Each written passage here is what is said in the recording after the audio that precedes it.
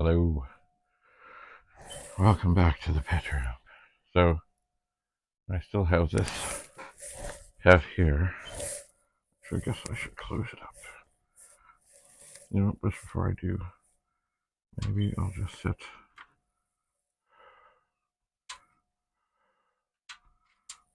the chips inside, facing upwards. I don't think I can do anything else at this moment, because I found another board that I thought I could steal a chip out of, but the chips are already out of it, so they're somewhere else. Alright. So I need to continue to do things. One of the things I need to do is indeed, somebody pointed out that there's a battery that's low in the smoke detector. So I've got to get up there and swap that out. And it's funny, I have a couple of lights that are wonky in the kitchen. Here's the bulb. So perhaps when I'm up doing that, I'll do that as well. Here, on top of this 9090 disc notchers, here is my cute little battery charger for things. I used to take this to movie sets, but I think it's been overcharged and over whatever. It's good for the microphones, but I don't think it will hold a charge very well anymore. So, but the things, or the microphones, don't have a lot of charge. So now we're getting into dangerous territory here, because I've got stuff here that doesn't need to be here, and certainly isn't helping. Mind you, here is the top of a Silver Label 64, which is sacred, of course. So I'm going to, with great care and reverence, put this down in this bin below me, where there are other things. There are, and here is this VIC-20 board that I've scavenged to fix 2 pets and 2 disk drives. The RAM chips, there are 11 of them. They are the same. Not the same as this pet, though. This pet, I think it's maybe even stranger and more exotic. Oh, once again, this does not need to be here. Oh, what's this? A keyboard from a VIC-20. This label has a bit of a gold tinge, which also makes it unique and rare. But as I continue to stuff things under here, I gotta be careful not to hurt anything that's already here. Oh, what is this? This is a tube, the top of a VIC-20. It is a rainbow version. It's a little bit yellowed. Alright. Gently, gently, gently, gently. Under the table are where things, a lot of sins are hidden under the table. These are these big, wonderful envelopes. Good, not for shipping circuit boards, but certainly for storing them. I'm just trying to stick them down under this table. They seem, well, that's better than they were. And there's a couple more. I'll stick them just on top if I can. They will help protect things. Oh, what is this? Oh. Okay.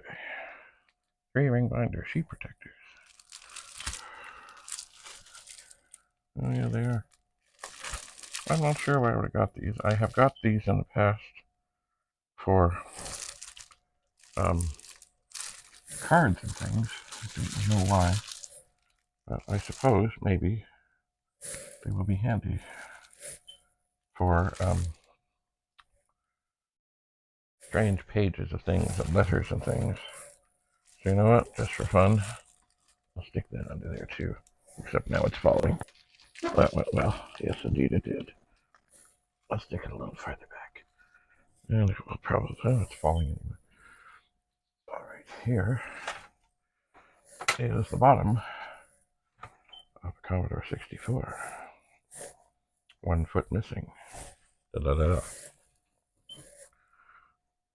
Maybe I can squeeze that in there too. Maybe I can't. See, the tables have these little angled things that come up to keep the table strong. Okay. I can put that there. Here, this of course covers the video chip on not the oldest of 64s, but on the 64. And why is it sitting here? I don't know. It shouldn't be. It should be elsewhere. I'm going to toss it in this bin. Now this envelope looks like it's been... Oh, I know what this was. See, I was in a Value Village and I found all these envelopes for $6.99, and I said, that is a good deal. And so I got them. And that one is a little bit squirrely because it was on the top. Oh, here's some ancient mail.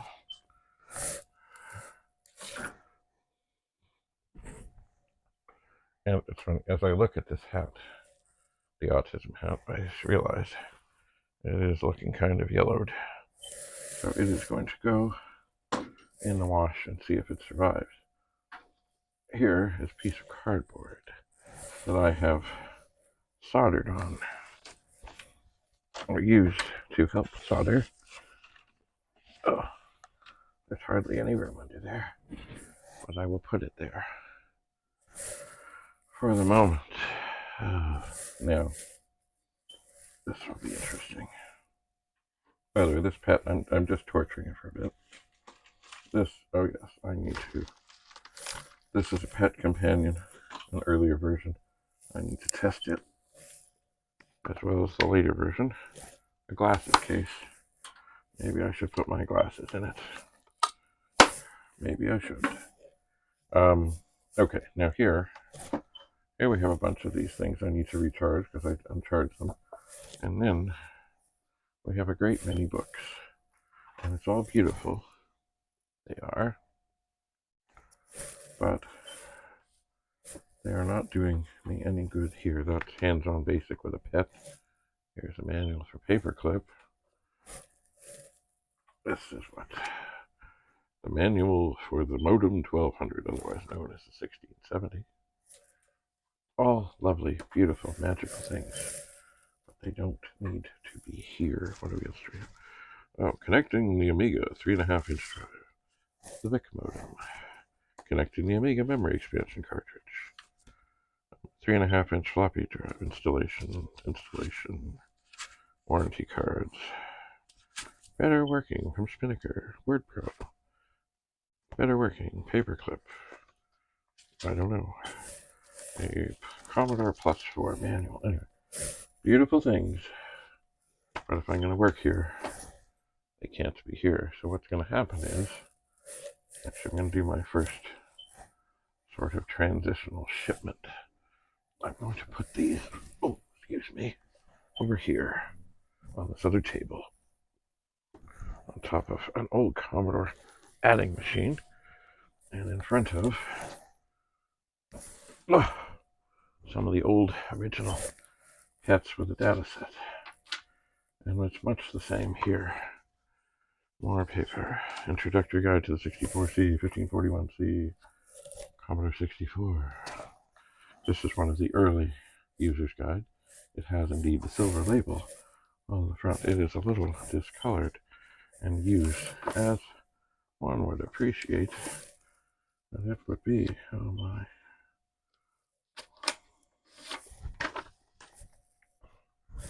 I'm being careful not to move too much at once. The consultant. What is this thing?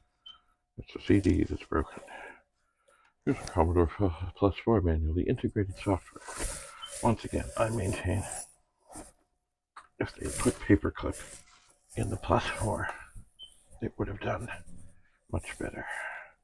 Alright, I'm putting these also over here out of the way.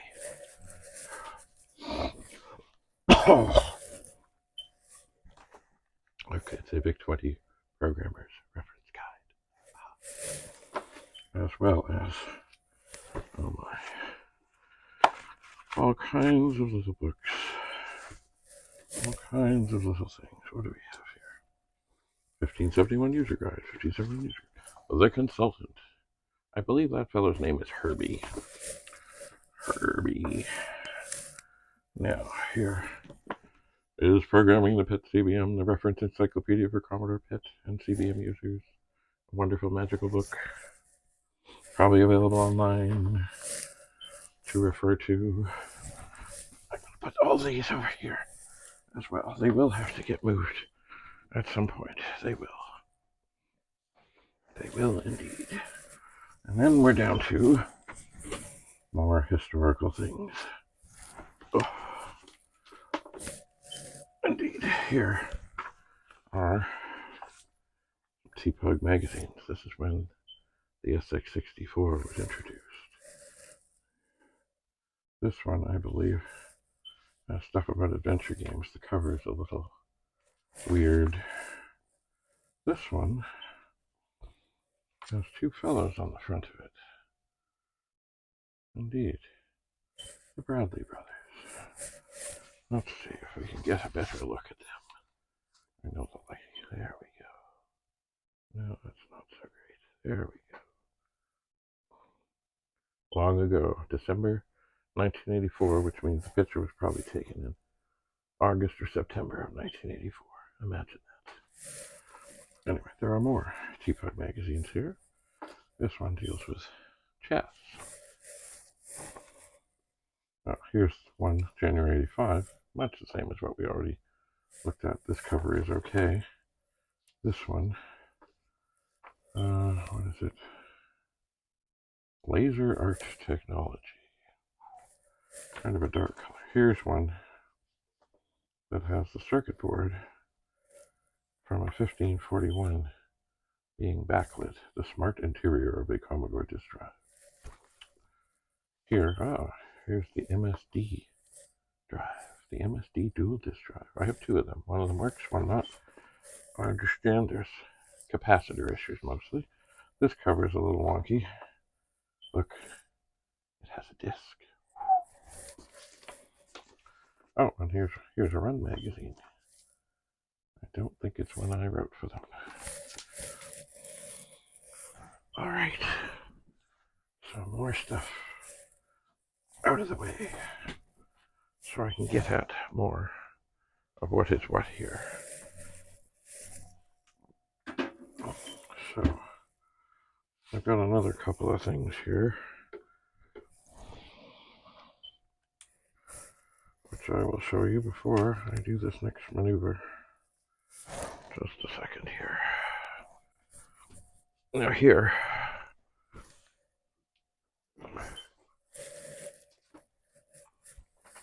here's a Commodore calculator. And I do not believe it has any batteries inside.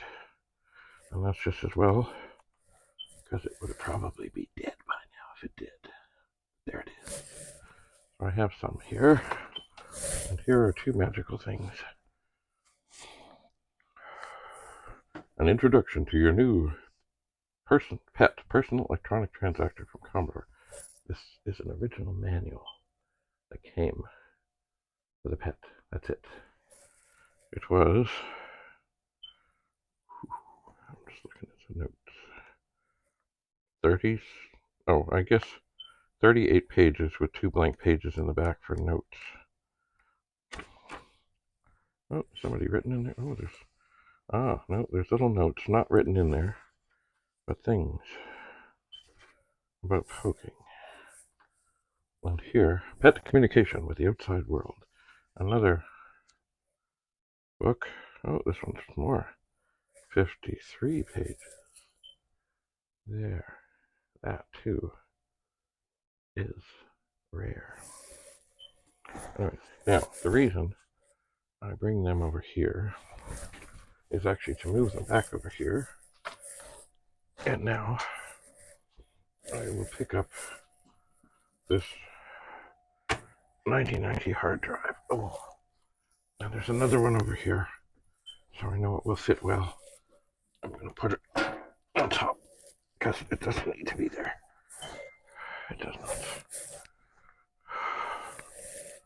It does not. Oh, so there. We're now getting to see more pets. More pets. Here's a container. Put that aside. And I guess I need to move these modems and move other things so I can see this pet here. It's kind of put, no, I can't open it, it's too far back. It may have a similar circuit board to this one that's not working, but I don't think so. This one definitely doesn't. Anyway, as I say, I've got to get things cleared so I can start working again. And of course, I just opened this one up because, well, it was here. And it's interesting. It is a mystery, to be sure. So all these little USB speakers, not USB, Bluetooth speakers, I'm going to take away upstairs. And it does seem that the table over here behind me is becoming the dumping ground for the moment. But we'll see how that goes, as I have to. Well, it's a constant game of shuffling things here and there. It is. So these modems got to go, and this stuff over here, which I'm getting to, will go, and then I can shuffle and see what I can find. I really think what I got to do is snag one of the other early machines and get it over here so I can do some testing on this. It would be nice to have one that is working, so I know. That's the thing about troubleshooting. One thing at a time, see if anything makes a difference. So, I'm getting there. Slowly. Slowly, slowly, slowly. Progress is being made in the pet room. Anyway, thanks for coming. Stay tuned. I'd really like to figure out what's wrong with this machine sooner than later, but we'll see. We'll see if it's in the cards or if it gets set aside. I should make notes, though. I should. And I need to straighten that RAM chip. I'd love to test all the RAM chips. It is tempting. If I just knew which one of these old small keyboard pets worked, to just grab it and bring it over. But that, too, will be an operation. As everything is. In the pet room. David Bradley, signing off. Bye for now.